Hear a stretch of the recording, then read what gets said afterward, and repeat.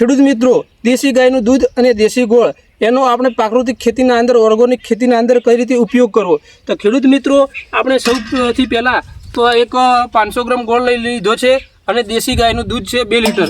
તો ખેડૂત મિત્રો આ બંનેને આપણે પહેલાં તો મિક્સ કરીશું અને આને મિક્સ કરીને મિત્રો આ તમે જોઈ શકો છો હું મિક્સ કરું છું। દેશી ગાયનું દૂધ છે અને આ દેશી ગોળ છે, આ બંનેને આપણે આજે મિક્સ કરીશું અને મિક્સ કરીને તો ખેડૂત મિત્રો આજે આપણે દેશી ગાયનું દૂધ અને દેશી ગોળ છે આપણે આપણા પાકના અંદર સ્ટ્રોબેરી, તરબૂજ, મરચાં, ટામેટા, આંબા, લીંબુડી જેવા અનેક પાકોના અંદર આજે આપણે છંટકાવ કરવાનો છે।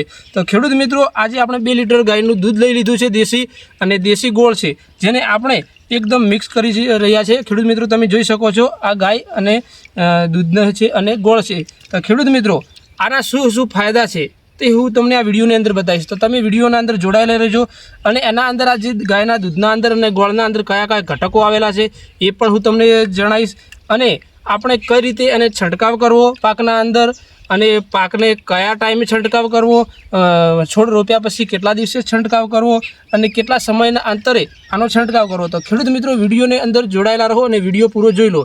તો સૌથી પહેલાં તો વાત કરીશું કે આપણે આને પહેલાં કમ્પ્લીટ મિશ્રણ કરી દેવાનું છે, જે મિક્સ કરી રહ્યો છું।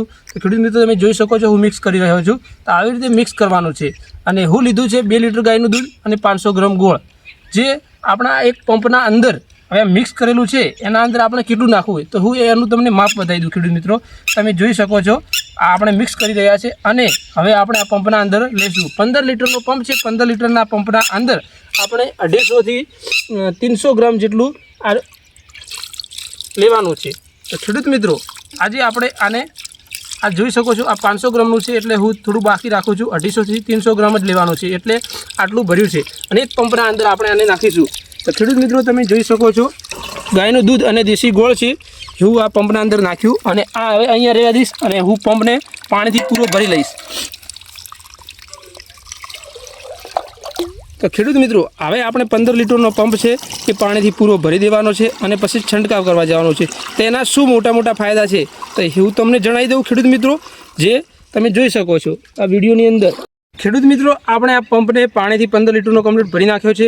તો હું સૌથી પહેલાં વાત કરી દઉં ખેડૂત મિત્રો કે દૂધ છે આપણે દેશી ગાયનું એના અંદર શું હોય છે તો દેશી ગાયના દૂધના અંદર 25% જેવા ઘટકો આવેલા છે, જેમ કે નાઇટ્રોજન, પોટેશિયમ, કેલ્શિયમ જેવા 25 જેવા ઘટકો આવેલા છે।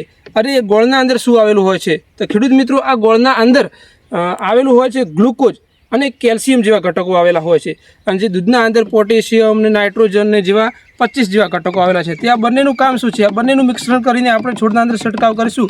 તો ખેડૂત મિત્રો આ જે છોડના અંદર આપણે છંટકાવ કરીશું ત્યારે છોડનો વિકાસ થશે અને ફૂલોની સંખ્યા બહુ આવશે। તો ફૂલોની સંખ્યા બહુ આવશે એનું કારણ છે કે આનો જ્યારે આપણે છંટકાવ કરીશું તો આપણા છોડના ઉપર મધમાખી અહીં બેસશે અને મધમાખીને જે આઈને બેસે તો ફલીનીકરણની પ્રક્રિયા થશે ખેડૂત મિત્રો।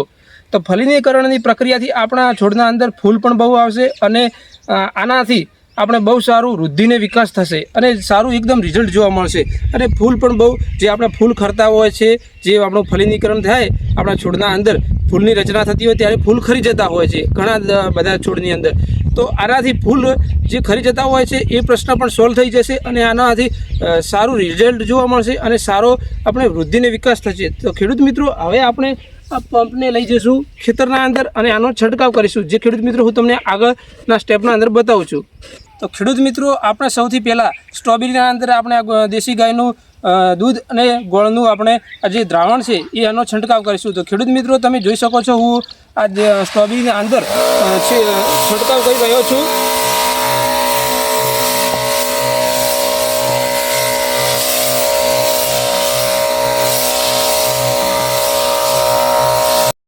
સસ્તું, સારું અને સારું રિઝલ્ટ અને સારું ઉત્પાદન મેળવવું હોય તો દેશી ગાયનું દૂધ અને દેશી ગોળનું દ્રાવણ તૈયાર કરીને તમે પણ આવી રીતે છંટકાવ કરો। તો હું તમે જોઈ શકો છો મરચાં અને તરબૂજના આંતરપાકના અંદર છંટકાવ કરી રહ્યો છું ખેડૂત મિત્રો। તો તમે જોઈ રહ્યા છો તરબૂજ અને મરચાંનો આંતરપાક છે, આના અંદર તરબૂજ અને આ મરચાંના આંતરપાકના અંદર દેશી ગાયનું દૂધ અને દેશી ગોળનો છંટકાવ કરી રહ્યા છે। તો ખેડૂત મિત્રો તમે પણ આવી પ્રાકૃતિક ખેતી અપનાવો, ઓર્ગોનિક અને ગાય આધારિત ખેતી કરો। ખેડૂત મિત્રો, હવે આપણે ટામેટાના અંદર છંટકાવ કરીશું ગોળ અને આ ગાયના દૂધનો। તો ખેડૂત મિત્રો, તમે પણ આવી રીતે ઓર્ગોનિક ખેતી કરો, ગાય આધારિત પ્રાકૃતિક ખેતી કરો, જેથી કરીને આપણે રાસાયણિક ખાતર અને દવાના ખર્ચા બચે। અને આના અંદર હું તમને વાત કરું કે આપણે આ દેશી ગાયનું દૂધ અને ગોળનો છંટકાવ ક્યારે કરવો, તો આપણે જ્યારે વનસ્પતિ કે આપણો જ્યારે આ જે શાકભાજી હોય કે કોઈ પણ હોય એ વાયા પછી 30 થી 35 દિવસના અંદર છંટકાવ કરો અને એનો સમયાંતર છે 15 દિવસે છંટકાવ કરો। તો ખેડૂત મિત્રો, તમે જોઈ રહ્યા છો આપણે ટામેટાના અંદર છંટકાવ કરીએ છીએ। હવે આપણે કરીશું આગળની સ્ટેપ, હું તમને બતાવું। વિડીયોના અંદર જોડાયેલા રહો ખેડૂત મિત્રો, અને આવી રીતે તમે પણ ઓર્ગોનિક ખેતી અપનાવો, ગાય આધારિત પ્રાકૃતિક ખેતી અને રાસાયણિક ખાતરો અને દવાઓનો ઉપયોગ બંધ કરી દો। તો ખેડૂત મિત્રો, જોડાયેલા રહો વિડીયોમાં। તો ખેડૂત મિત્રો, આ બાગાયતી ખેતીના અંદર આપણા આંબાના અંદર મોર આવી ગયા હોય છે। તો મોર એટલે કે આ ફૂલ આવી ગયા હોય છે, જે ફૂલ ઘણી વખત ખરી જતા હોય છે અને કેરી પણ લાગે તે કવાઈને પડી જતી હોય છે। તો એના માટેનો કયો ઉપાય કરવો? તો ખેડૂત મિત્રો, આજે આપણે આ ગાય આધારિત ખેતી એટલે કે પ્રાકૃતિક ખેતી, ઓર્ગોનિક ખેતી એટલે કે આપણે દૂધ દેશી ગાયનું અને દેશી ગોળનો છંટકાવ કરીએ છીએ। ખેડૂત મિત્રો, તો તમે જોઈ રહ્યા છો તો હું દેશી ગાયનું દૂધ અને દેશી ગોળનો જે દ્રાવણ બનાવ્યું છે એનો આ મોરના અંદર છંટકાવ કરીશ, જેથી કરીને આ મોરનું એક પણ ફૂલ ખરી નહીં જાય અને કેરી કવાઈને પડી નહીં જાય। અને તમે જોઈ શકો છો, આપણે પહેલાં પણ આનો એક વખત છંટકાવ કરી દીધો છે, તો એના કારણે આંબાના અંદર આટલો એનો વિકાસ કેટલો થયો છે અને કેટલા મોર આવ્યા છે તમે જોઈ શકો છો। ખેડૂત મિત્રો, આખો આંબો પૂરેપૂરો આ તમે જોઈ શકો છો કે ફૂલથી જ કવાઈ ગયો છે, એકદમ ઘેરાઈ ગયો છે।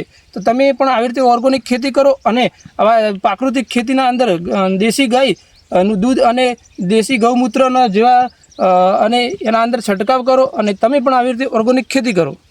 તો ખેડૂત મિત્રો, આપણે હવે લાસ્ટના અંદર આપણે લીંબુડીના અંદર આ ગોળ અને દૂધનું દ્રાવણના અંદર આપણે હવે છંટકાવ કરીશું। તો લીંબુડીના અંદર પણ ફૂલ નથી આવતા, તો આજે આપણે છંટકાવ કરી અને 15 દિવસ પછી બીજો વિડીયો અપલોડ કરીશું, એના અંદર બતાવશું કે ફલનની પ્રક્રિયા કેવી ચાલુ થઈ છે। તો આ લીંબુડીના અંદર ફૂલ આવ્યા હતા પણ નોર્મલ આવ્યા હતા, કે લીંબુ પણ આવ્યા હતા પણ નોર્મલ હતા। તો આજે આપણે આ ગોળ અને દેશી ગાયનું દૂધનો છંટકાવ કરીએ છીએ, જેથી કરીને ફલનની પ્રક્રિયા ચાલુ થઈ જાય અને કેવું રિઝલ્ટ આપણે જોવા મળે છે। તો તમે જોઈ રહ્યા છો, આજે આપણે દેશી ગોળ અને દેશી ગાયનું દૂધનું દ્રાવણનું આપણે છંટકાવ કરી રહ્યા છીએ। તો ખેડૂત મિત્રો, આ લીંબુની અંદર પણ આપણે છંટકાવ કરીએ। આ લીંબુડી બહુ મોટી થઈ ગઈ છે ખેડૂત મિત્રો, પણ આપણને બરાબર ઉત્પાદન નથી મળતું। 3 વર્ષના છોડ થઈ ગયા છે ખેડૂત મિત્રો, તમે જોઈ રહ્યા છો વિકાસ બહુ સારો થયો છે, પણ ફળ નથી આવતા। તો આજે આપણે ગોળ અને ગાય આધારિત પ્રાકૃતિક ખેતી કરીએ છીએ, એટલે કે દેશી ગાયનું દૂધ લીધું છે અને આજે આપણે આને છંટકાવ કરીએ છીએ। તો ખેડૂત મિત્રો, તમે પણ આવી રીતે રાસાયણિક ખાતરના ખર્ચા બચાવો અને ઓછા ખર્ચે વધુ લાભ મેળવો અને આપણા જમીનની ફળદ્રુપતા સારી બનાવો। અને જમીનના ફળદ્રુપતા સારી હશે તો આપણને સારા લાભ પણ થશે અને સારું ઉત્પાદન મળશે। તો ખેડૂત મિત્રો, વિડીયો સારો લાગ્યો હોય તો મારી યુટ્યુબ ચેનલ ભાવ બ્લોગ 1064ને સબસ્ક્રાઈબ કરી દેજો અને બીજા ખેડૂત મિત્રોને શેર કરી દેજો, જેથી કરીને તમને આવી પ્રાકૃતિક ખેતીના જે વિડીયો આવે છે હું રોજ અપલોડ કરું છું અને ગાય આધારિત ખેતી કરું છું, જે તમને રોજ વિડીયોના અંદર તમને મળી રહેશે ખેડૂત મિત્રો। અને બીજું કહું છું કે તમે રાસાયણિક ખાતર બંધ કરી દો, જેથી કરીને આપણા જે હોસ્પિટલના ખર્ચા, દવાના ખર્ચા હોય છે, જે આપણે બીમાર થતા હોય છે, એ પણ બંધ થઈ જાય। અને આવી રીતે આપણે જે આપણા ખાવા માટે ઉત્પન્ન કરતા હોય તો શુદ્ધ ખાવાનું જો આપણે ચાલુ કરીએ અને શુદ્ધ આપણે પેદા કરીએ, જે ફૂલ જે તૈયાર કરતા હોય શાકભાજી,